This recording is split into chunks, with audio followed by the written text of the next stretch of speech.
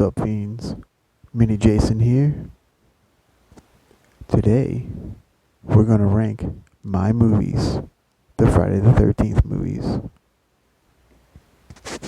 Coming in at number 12 is the 2009 Friday the 13th remake.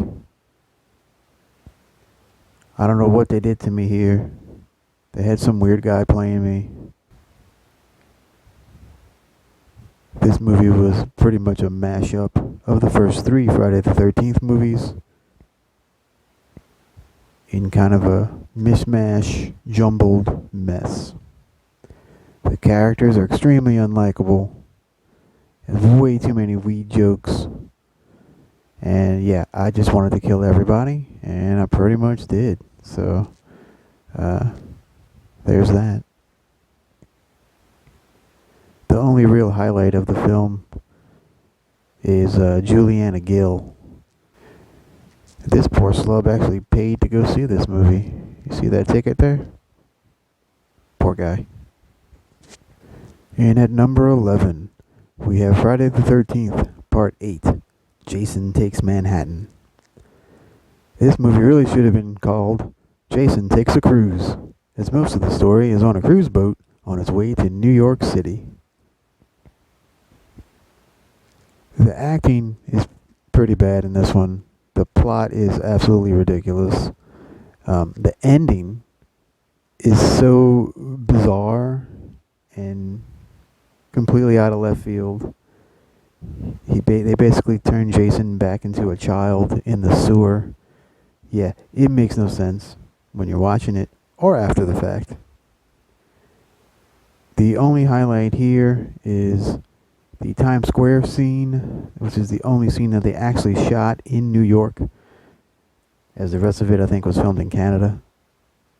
The Times Square scene when Jason walks through the punk's stereo is fairly iconic, and Jason is in this one is played at least by Kane Hodder, even though he has not too much to do in this one.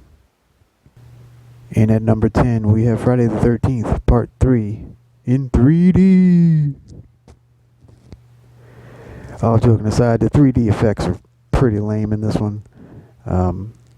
It's blatantly obvious when it's 3D, and it takes away from the film.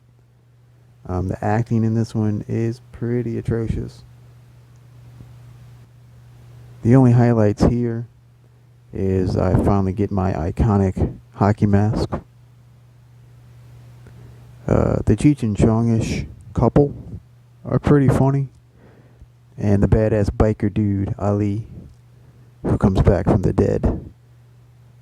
That was a nice little touch. But none of them could stop me. And at number 9, we have Jason Goes to Hell, The Final Friday.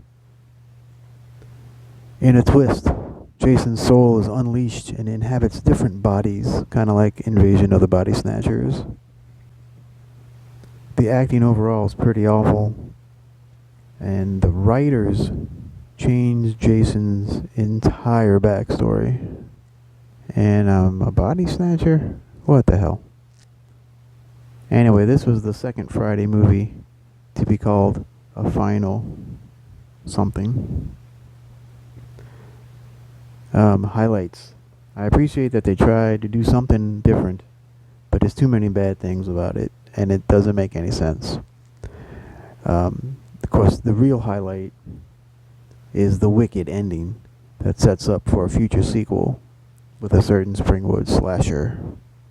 And at number 8 is Jason X, aka Jason in Space. In the future, my frozen body is launched into space. I awaken to kill a spaceship full of idiots.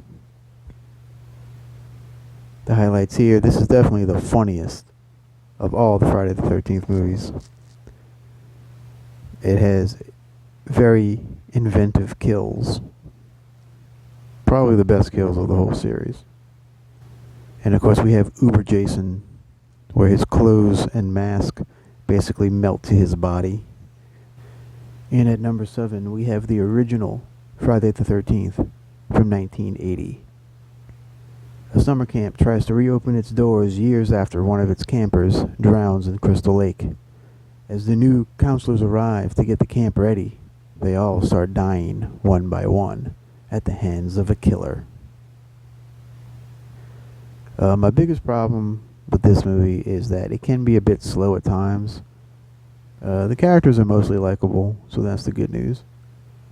Highlights include the Tom Savini makeup effects, especially shout out to the Kevin Bacon arrow through the throat effect. Really cool looking. The Crazy Ralph character. It's a death curse. And of course, Betsy Palmer killing it as Pamela Voorhees. And of course, the big one, the final scare, when a certain someone pops out of the water. You know you love it. And at number 6, we have Friday the 13th, Part 2 from 1981.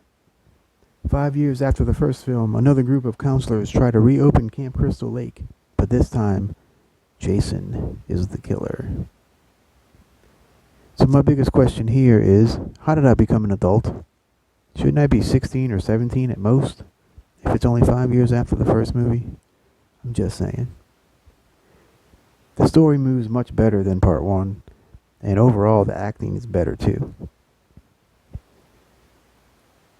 My face, unfortunately, is covered by the bag throughout most of the film, as you can see in my pop vinyl figure here. Highlights include Amy Steele's portrayal of Ginny, and of course Pamela's severed head. And at number 5 on my list, I have Friday the 13th, A New Beginning, from 1985. Years after the fourth film, teenage Tommy Jarvis, played by some doofy guy, has been institutionalized. One of the nut jobs goes crazy and kills another nut job. The killings begin, and Tommy senses that it's Jason. I know a lot of people don't like this one because of the twist in it. That's actually one of the things I kind of do like about it. I don't know why. I think because it's different. This movie has some fantastic kills in this one, like the picture that you see in front of you. And of course, the other highlight is Debbie Sue Voorhees' portrayal as Tina. And at number 4, we have Friday the 13th, Part 7, The New Blood, from 1987. This one basically is Jason versus Carrie, except it's not Carrie. It's a teenage telekinetic Tina Shepard, and she moves into a house on Crystal Lake and inadvertently brings Jason back to life with her powers. Some of this movie is a little slow, and it's a lot of talking with her therapist and whatnot. Anyway, highlights include Terry Kaiser from Weekend at Bernie's, playing Tina's father. And of course, the incredible work from Kane Hodder. This is his best go-around, for sure. Tons of fantastic stunt work. And the final battle is probably the best final battle of any of the series. In at number 3, we have Freddy vs. Jason. Ignore that movie on the left. In this movie, Freddy enlists the help of Jason for an intertwined battle for the ages. This was, of course, the most anticipated Jason movie of all time. But they had fantastic promotional events. They promoted it kind of like a boxing match. They had a weigh-in, all kind of cool stuff. Of course, the casting of Ken Kirzinger as Jason was pretty controversial, as everybody wanted it to be Kane Hodder, who played Jason in the last 4 films previous to this. The highlights include a really great cast. Some of them do phone it in though, but overall the cast is pretty good. The way the movie's written and performed, you actually kind of pull for Jason in this one. And of course, Robert Englund as Freddy is always a highlight. And at number 2, we have Friday the 13th, Part 6, Jason Lives, from 1986. Now, a 20-something Tommy Jarvis, played by a different doofy guy, wants to make sure Jason is dead for real, so he and a buddy, played by Horshack from Welcome Back, Kotter, go to Jason's grave to dig him up for proof. Tommy goes crazy and sticks Jason's body with a metal pole. Lightning strikes the pole, and Jason comes back to life. Mayhem ensues. Fun fact, this is the only Friday the 13th with no nudity. Highlights include C.J. Graham as a fantastic Jason, probably second best only to Kane, of course, and the tongue-in-cheek humor in the movie. This one has some really funny moments, kind of like the MasterCard gag, when the MasterCard falls out the dead guy's pocket, and you immediately think, don't leave home without it. This is another one with really inventive kills.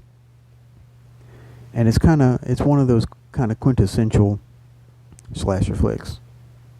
And finally, we come to number 1, Friday the 13th, the final chapter, from 1984. Presumably a day or two after Part 3, a group of teens go to a house at Crystal Lake to go party. The Jarvis family lives next door to that house. Jason wants in on the party. There are many highlights here, as it really is the best Friday the 13th movie. The acting is top notch.